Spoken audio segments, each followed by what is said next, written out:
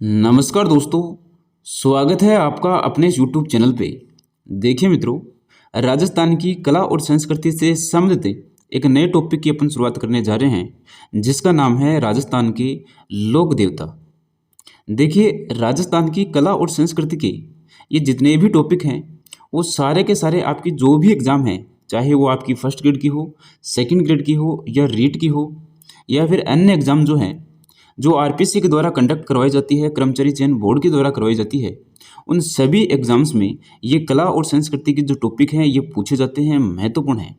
तो ये जो वीडियो हैं, ये सभी एग्ज़ाम्स की तैयारी करने वाले स्टूडेंट्स के लिए उपयोगी हैं। आज के इस वीडियो में अपन शुरुआत करेंगे राजस्थान के लोक देवता की। लोक देवता से बहुत सारे क्वेश्चन जो है वो पूछे जाते हैं और बहुत ही आसान टॉपिक है ये लोक देवता का, क्योंकि लोक देवता में क्या पूछेंगे, जो भी लोक देवता हैं उनके पिताजी का नाम, उनके माता का नाम, उनके गुरु का नाम और उनके द्वारा किए गए जो कार्य हैं वो कार्य पूछे जाते हैं एग्जाम्स में। तो बहुत ही आसान टॉपिक है, जितनी भी एग्ज़ाम है उन सभी एग्ज़ाम के लिए महत्वपूर्ण टॉपिक है। शुरुआत करते हैं आज के इस वीडियो की।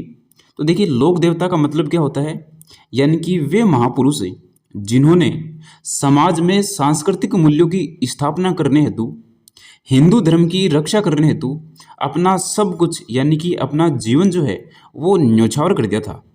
और इनको इन्हीं कामों की वजह से समाज के द्वारा पूजा जाता है।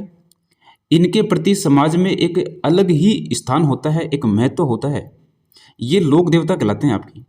लोक देवता में अपन पढ़ेंगे, देखिए, एक तो है आपके पंच पीर, यानी कि 5 पीर होते हैं। इन 5 पीरों को अपन पढ़ेंगे। पीर का मतलब होता है, अपन जैसे कि हिंदू धर्म में हिंदू लोग जो है वो क्या बोलते हैं, वो बोलते हैं कि देवता बोलते हैं, भगवान बोलते हैं। जिसको जो पूजते हैं अपन उनको क्या बोलते हैं, अपन देवता बोलते हैं। मुसलमान जो है वो बोलते हैं देवता को पीर, कि भाई हमारे पीर है। तो जैसे हिंदू लोग देवता बोलते हैं, वैसे मुसलमान लोग जो है वो पीर बोलते हैं। ये पंच पीर जो है ये एग्जाम्स की दृष्टि से महत्वपूर्ण है, ये अपन पढ़ेंगे। 2 पढ़ेंगे अपन महावीर, 7 वीर और हैं, और ग्राम्य देवता, यानी कि अलग अलग गांवों में अलग अलग स्थानों पर कुछ ऐसे साहसी पुरुष हुए हैं, कुछ ऐसे महापुरुष हुए हैं जिन्होंने समाज में समाज की भलाई के लिए, धर्म की रक्षा के लिए अपने जीवन का त्याग किया था। उन ग्राम्य देवताओं को, जिनको क्षेत्रफल बोला जाता है, तो इनको भी अपन पढ़ेंगे। सबसे पहले अपन पढ़ेंगे ये जो 5 पीर हैं, इन 5 पीरों को। तो 5 पीर ये एग्जाम में पूछे जाते हैं कि 5 पीर कौन कौन से हैं। सबसे पहले बात करते हैं कि ये पंचपीर, यानी कि वे देवता जिन्हें हिंदू भी और मुस्लिम भी दोनों ही पूजते हैं, इनको अपन बोलते हैं पीर। तो ये पीर कितने हैं, ये पीर हैं 5 हैं। 5 कौन कौन से हैं, देखिए, मारवाड़ में ये एक कहावत है कि पाबू हड़बू राम दे, मांगलिया मेहा और पांचू पीर पधार जो गोगा जी जेहा। तो एक तो है आपके पाबू जी, एक है हड़बू जी, एक है रामदेव जी, एक मांगलिया मेहा जी। ये क्या है, ये पांचों पीर है। इनके साथ है आपके गोगा जी। तो ये पांचों के पांचों क्या है, पीर है। एग्जाम में पहला क्वेश्चन यही बनता है कि निम्न में से पंच पीर में शामिल है या निम्न में से पंच पीर में शामिल नहीं है। तो सबसे पहली बात तो इन पांचों के अपन को नाम ध्यान में रखने हैं।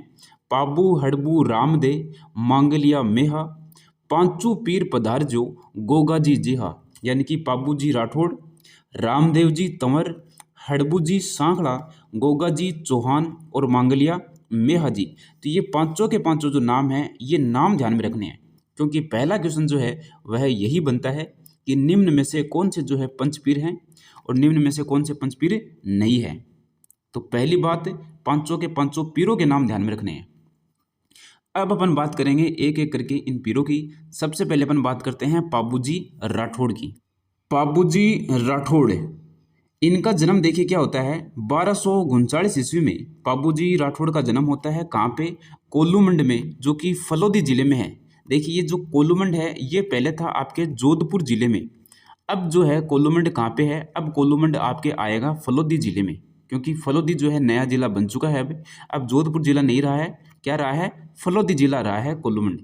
तो कोल्लूमंड पहले जोधपुर जिले में था, अब कोल्लूमंड है आपके फलोदी जिले में। इनके पिताजी का नाम है धांधल जी, इनकी माता जी का नाम है कमला दे। और देखिए, यही एग्जाम्स में पूछे जाते हैं कि पाबूजी के पिताजी का नाम क्या है, पाबूजी की माताजी का नाम क्या है। तो ये नाम जो है ये आपको ध्यान में रखने हैं। पाबूजी के पिताजी का नाम है धांधल जी, इनकी माताजी का नाम है कमला दे। पाबूजी के जो भाई हैं इनका नाम है बूढ़ो जी। पाबूजी की जो बहन है इनका नाम है पेमा बाई या फिर सोना बाई। और पेमा बाई और सोना बाई की शादी जिसके साथ होती है, यानी कि पाबूजी की जो बहनोई है, यानी कि पाबूजी के जो जीजा जी हैं जिनका नाम है जिंदराव खिंची। और ये नाम ध्यान में रखना है जिंदराव खिंची का। इन जिंदराव खिंची के साथ में इन पाबूजी की क्या रहती है, खींचतान ही रहती है। यानी कि इनके साथ में दोनों के बीच में जो है मतभेद होते हैं, पाबूजी के और जिंदराव खिंची के मध्य। तो ये नाम जो खिंची है, इस खिंची से ध्यान में रखना कि दोनों जो साला जीजा हैं इनके मध्य क्या होती है, खींचतान रहती है। पाबूजी की पत्नी जिनका नाम है फूलम दे या फिर जिनको बोलते हैं अपन सू प्यार दे। अपन तो क्या बोलते हैं, पाबूजी बोलते थे इनको कि भाई प्यार दे, इनको फूल देते थे, फिर फूल दे करके बोलते थे कि प्यार दे। तो ध्यान में रखना है पाबूजी की पत्नी का नाम फूलम दे और सू प्यार दे। ये अमरकोट के सूरजमल सोडा जी की पुत्री थी। पाबूजी की जब इनके साथ में शादी होती है फूलम दे के साथ में, तो पाबूजी ने फूलम दे के साथ में 3 फेरे लिए थे। तो भाई 3 फेरे ही क्यों लिए थे, बाकी के फेरे क्यों नहीं लिए थे? इनके पीछे बहुत ही रोचकपूर्ण कहानी भी है और इनके पीछे एक कारण भी है। अपन वो कारण भी पढ़ेंगे, अपन वो रोचकपूर्ण जो कहानी है वो कहानी भी पढ़ेंगे। तो ध्यान में रखना है कि पाबूजी ने अपनी पत्नी के साथ में, यानी कि शादी के समय इन्होंने सिर्फ 3 फेरे ही लिए थे और चौथे फेरे में ये बीच शादी को छोड़ करके आ जाते हैं, क्योंकि इनके जो बहनोई थे जिनका नाम था जिंदराव खिंची। ये जिंदराव खिंची जो है इन पाबूजी के गांव में जो एक महिला थी जिनका नाम था देवल चारणी, उस देवल चारणी की जो गाय हैं उन गायों को और बंदी बना करके ले जाते हैं। और इस बात का पता जब पाबूजी को पता चलता है तो पाबूजी क्या करते हैं, शादी को छोड़ करके बीच फेरों में उठ करके और आते हैं और इस जिंदराव खिंची के साथ में युद्ध लड़ते हैं। और युद्ध लड़ते हुए ये वीर गति को प्राप्त हो जाते हैं, यानी कि गायों की रक्षा करते हुए ये वीर गति को प्राप्त होते हैं। तो ये हैं आपके पाबूजी राठौड़, जो कि शादी के समय 3 फेरे ही लेते हैं। उसी समय इनको खबर मिल जाती है कि आपके जो बहनोई हैं जिनका नाम है जिंदराव खिंची, उन्होंने क्या किया, जो देवल चारणी है, ये देवल चारणी कौन है, ये देवल चारणी है पाबूजी के गांव की ही एक महिला है जिसके पास एक घोड़ी थी। उस घोड़ी का नाम है केसर कालमी और बहुत ही सुंदर और बहुत ही गजब की घोड़ी थी ये। तो ये जो केसर कालमी घोड़ी को लेकर के और अपनी शादी में ये आते हैं फूलम दे के साथ, सुप्यार दे के साथ विवाह करने के लिए अमरकोट में। और वहाँ पे शादी के समय ये 3 फेरे ही लेते हैं और चौथे फेरे में इनको पता चल जाता है कि भाई जो देवल चारणी है जिसकी घोड़ी पर बैठ करके आप आए हो, उस देवल चारणी की गायों को और बंदी बना लिया गया है और बंदी बना करके ले जाया जा रहा है आपके बहनोई जिंदराव खिंची के द्वारा। अब ये पाबूजी बीच में ही शादी को छोड़ करके आते हैं, जिंदराव खिंची के साथ में युद्ध लड़ते हैं। तो ध्यान में रखना है फूलम दे और सुप्यार दे इनकी पत्नी का नाम। इनके गुरु का नाम है समर्थ भारती, जिनको गोरखनाथ भी कहा जाता है। देखिए जो घोड़ी है ये बहुत बार एग्जाम में पूछी गई है, पाबूजी की घोड़ी का नाम है केसर कालमी। तो इसे ध्यान में रख लेना कि पाबूजी जो है अपनी घोड़ी को क्या खिलाते थे, अपनी घोड़ी को खिलाते थे केसर खिलाते थे। केसर जो होता है ना खाने का, तो केसर जो है इनको खिलाते थे घोड़ी को। और ये घोड़ी जो है देवल चारणी नामक एक महिला है, उस महिला की घोड़ी थी और बहुत ही सुंदर घोड़ी थी ये। तो जब पाबूजी की शादी होती है तो पाबूजी सोचे कि भाई जो सबसे सुंदर घोड़ी है और सबसे बढ़िया घोड़ी जो है भी घोड़ी पर बैठ जाऊँ मैं तो ये देवल चारणी के पास में आते हैं। देवल चारणी जो है एक बार तो इनको मना कर देती है पाबूजी को कि भाई जो केसर कालमी जो घोड़ी है, इस घोड़ी पर बैठ करके जो मेरा ग्वाला है जो गायों की देखभाल करता है, गायों को चरा करके लाता है, वह ग्वाला जो है इस केसर कालमी घोड़ी को लेकर के जाता है। गायों को कोई बंदी नाम ना ले, गायों को कोई परेशान ना करे, तो उसके लिए जो है ये केसर कालमी घोड़ी के ऊपर बैठ करके और वो ग्वाला जाता है। कोई भी बात होती है वो फटाफट जो है घोड़ी पर बैठ करके आ जाता है, गांव वालों को सूचना दे देता है। तो मैं तो अपनी घोड़ी जो है तुमको नहीं दूंगी, पाबूजी राठौड़ को बोल देती है। कौन? देवल चारणी। फिर पाबूजी कहता है कि भाई माँ देवल चारणी, मैं तेरी गाय ने कुछ भी कौन करने दूँ, तेरी गाय का कोई भी दिक्कत होगी तो मैं चाहे इकट्ठे भी रहो, बीच रास्ता में रहो, चाहे मैं फेरा में बैठे रहो, चाहे मैं माड़ा पिरातो रहो, मैं कुछ भी करते रहो, चाहे मैं खानो खाते रहो, मैं बीच में छोड़ के सब कुछ काम, और मैं तेरी गाय की रक्षा करूँगा, मैं वापस आ जाऊँगा। मन तेरी के दे दे, मन घोड़ी दे दे, या जो केसर कालमी है या बढ़िया है। अब देवल चारणी है, वह भी मना कौन प्रभाव है, क्योंकि पाबूजी तो क्यों एक राजा को बेटो हो। तो पाबूजी ने आपकी घोड़ी दे देवे है केसर कालमी, और ई केसर कालमी घोड़ी को ऊपर बैठ करके, और जो पाबूजी जावे है और फूलम दे या सुप्यार दे बी के साथ में शादी करने वास्ते, और अमरकोट में जा करके और ये फेरा लेवे है, और फेरा के बीच में ही और इन्हें पतो लाग जावे है पाबूजी ने कि भाई जो पीछे से जो देवल चारणी की जो गाया है, बन जो है तेरो बहनोई वो लेके जाओ लाग रही है। तो यह घटना है पाबूजी से संबंधित। तो यहाँ तक की बातें जो है आपको ध्यान में रखनी है। इनके पिताजी का नाम, माताजी का नाम, पत्नी का नाम, भाई का नाम, बहन का नाम, बहनोई का नाम, और सबसे प्रसिद्ध है इनकी घोड़ी का नाम। देखिए इनके जो उपनाम है ये महत्वपूर्ण है। इनको कहा जाता है लक्ष्मण का अवतार। लक्ष्मण का अवतार क्यों कहा जाता है? देखिए लक्ष्मण जी जो थे, लक्ष्मण और राम दोनों के दोनों जब जंगल में थे, तो रावण की जो बहन थी जिसका नाम था शूर्पणखा, तो ये जो शूर्पणखा है ये आती है राम को कहने के लिए कि भाई आप मेरे से शादी कर लो। तो राम तो मना कर देता है इसको कि भाई मैं तो शादीशुदा हूँ, मैं तेरे से शादी नहीं करूँगा। ये जो लक्ष्मण जो है, लक्ष्मण के पास तू चली जा और लक्ष्मण से शादी कर ले। अब शूर्पणखा आती है लक्ष्मण के साथ में। अब जो लक्ष्मण है ये शूर्पणखा से शादी नहीं करता है, उसको मना करता है, लेकिन ये जो शूर्पणखा है ये लक्ष्मण के पीछे ही पड़ जाती है कि भाई मैं तो शादी करूंगी तो तेरे से ही करूंगी। और कहते हैं कि एक कुंड है जो पानी का होता है ना, टांका जिसको बोलते हैं, कुंड बोलते हैं अपन मारवाड़ में, पानी का स्थान जिसको अपन बोलते हैं कुंड। इस कुंड के पीछे पीछे जो है चारों ओर ये चक्कर लगाता है कौन? लक्ष्मण। और इनके पीछे जो है ये शूर्पणखा चक्कर लगाती है, और कहते हैं कि ये 4 चक्कर जो है ये 4 चक्कर लगा देते हैं इस कुंड के चारों ओर। फिर 4 चक्कर लगाने के बाद में लक्ष्मण सोचे कि भैया शूर्पणखा तो कोनी माने, तो लक्ष्मण बावड़ के और इस शूर्पणखा की नाक काट देवे।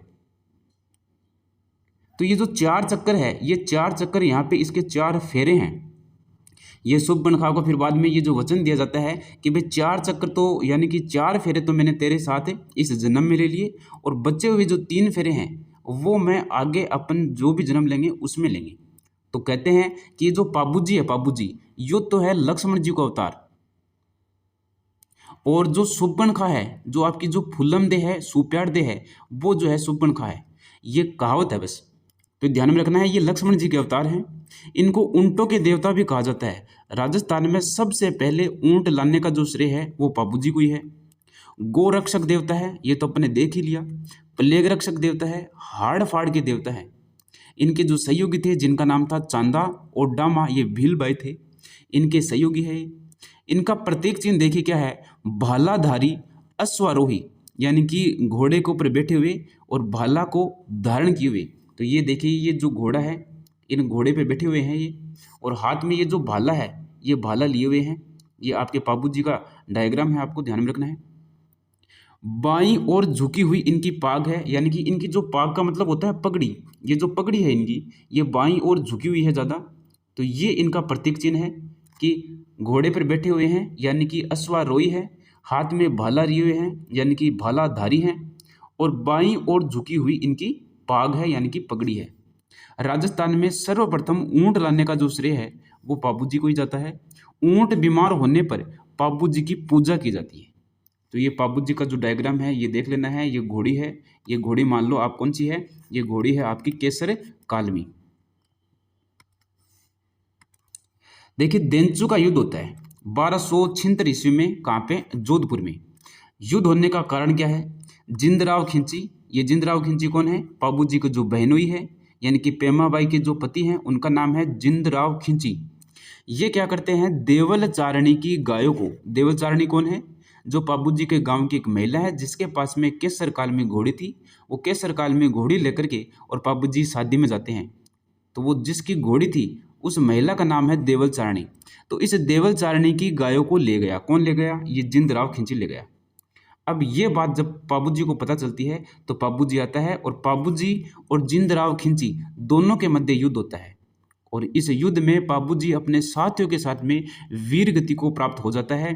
और बाद में जो इनकी पत्नी है जिनका नाम था फुल्लम दे या सुप्यार दे, ये भी सती हो जाती है। देखिए बहुत ही गलत बात है सती होना। पहले सती प्रथा जो थी अपने चरम सीमा पे थी, यानी कि कोई अगर किसी का पति खत्म हो गया तो पीछे जो पत्नी है, अब देखिए ये जो है 3 फेरे ही लिए इसने, शादी के जस्ट बाद की बात है, 3 फेरे के बीच में ही ये जो बाबू जी है ये आ जाते हैं, इनकी मृत्यु हो जाती है। उसके बाद में सिर्फ और सिर्फ देखिए फुल्लम दे ने 3 फेरे लिए हैं, और 3 फेरे लेते ही यानी कि इसकी पत्नी हो गई और इसने सती है जो है वो सती भी हो गई। तो कितनी गलत बात है, कितनी घटिया बात है ये सती प्रथा जो थी बहुत ही एकदम से वो बोलते हैं कि नीच घटना थी पहले की। तो पाबू जी के जो अनुयायी है उनको ध्यान में रखना है। एक तो रायका जिनको अपन बोलते हैं रेबारी या इनको बोलते हैं देवासी जाति, तो इन जाति के जो लोग हैं वो इनके अनुयायी है। ये कौन है? जो ऊंट पालते हैं ना, ऊंट पालते हैं, उनको अपन बोलते हैं रायका जाति, रेबारी जाति या देवासी जाति। बाकी जो आपके चारण जाति के लोग हैं, राठौड़ जो हैं, नायक जाति के लोग हैं, वो भी इनके अनुयायी है। इनके जो अनुयायी है ये थाली नृत्य करते हैं, तो ध्यान में रखना है थाली।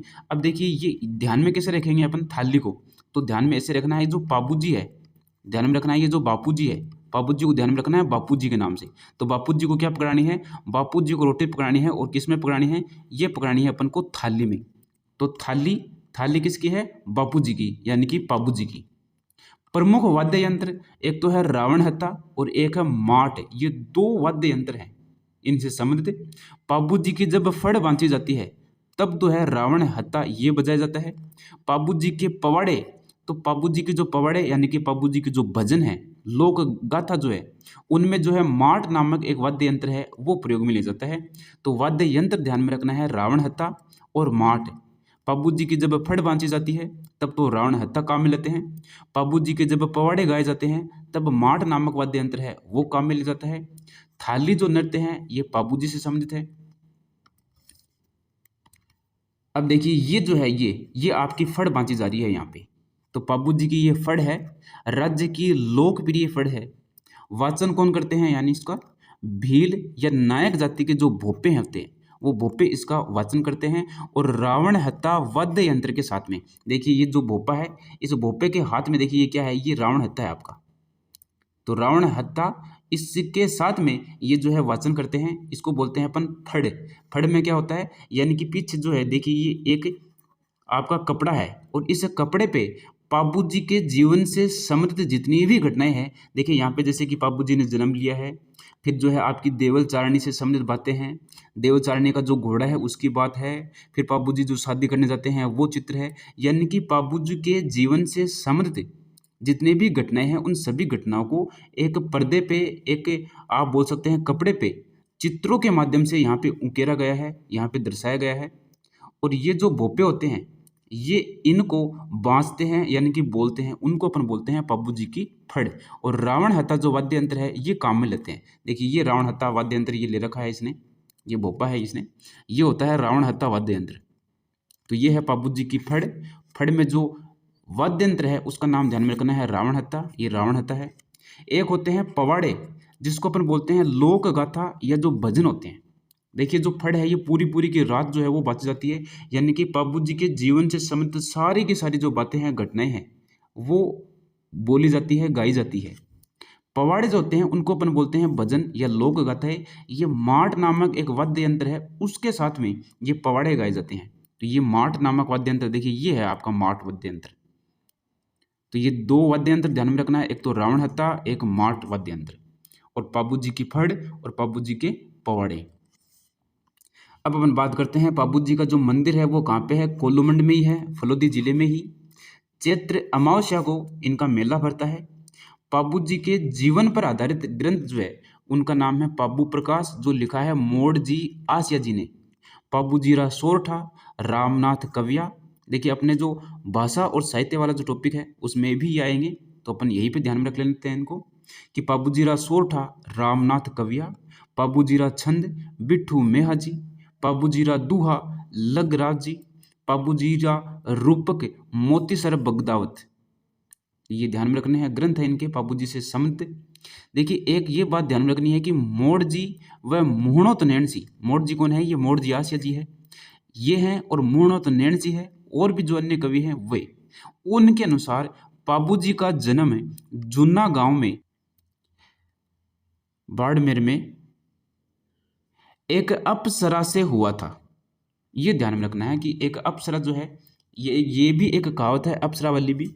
ये बताते हैं आपके मूणोत नैणसी, मोड़जी आशा जी और जो कवि हैं वो बताते हैं ये अप्सरा वाली कहानी। ये अप्सरा वाली कहानी क्या है कि पहले ये होता था, जैसे कोई परी होती है, परी यानी कि अप्सरा जो होती है, अप्सरा वो धरती पर आती थी और वो धरती पर आकर के और घूम घाम करके और वापस अपने ऊपर चली जाती थी।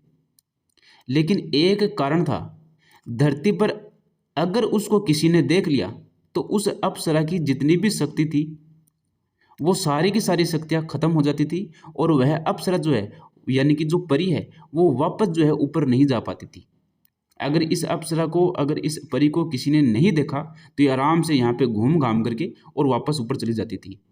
इसलिए जो अप्सराएँ, जो परी हैं, वो रात के समय ही आती थी चुपचाप, और रात के समय आकर के और आराम से धरती के ऊपर घूम करके और वापस चली जाती थी। एक बार क्या होता है, एक अप्सरा अपने धरती पे यहाँ पे घूमने के लिए आई हुई थी रात के समय, और जो बाबू जी के जो पिताजी हैं जिनका नाम है धांधल जी, क्या नाम है, धांधल जी।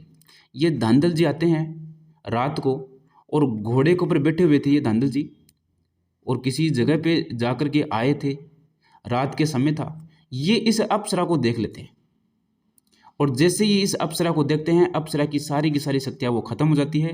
अप्सरा को पता चल जाता है कि अब अपन वापस ऊपर नहीं जा सकते। बाद में अप्सरा और ये जो धांधल जी हैं, दोनों जो हैं आपस में शादी कर लेते हैं और इनके जो पुत्र होता है उनका नाम है आपके बाबू जी। तो ये कहानी है एक, जो कि मोड़ जी आशा जी, मूणो तो नैणसी, ये बताते हैं।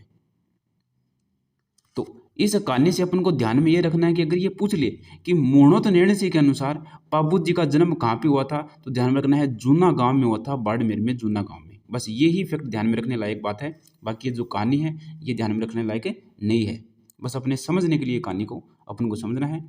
तो आज की इस वीडियो में अपन सिर्फ और सिर्फ बाबू जी को पढ़ेंगे। अब नेक्स्ट वीडियो में मिलते हैं एक नए टॉपिक के साथ में। धन्यवाद।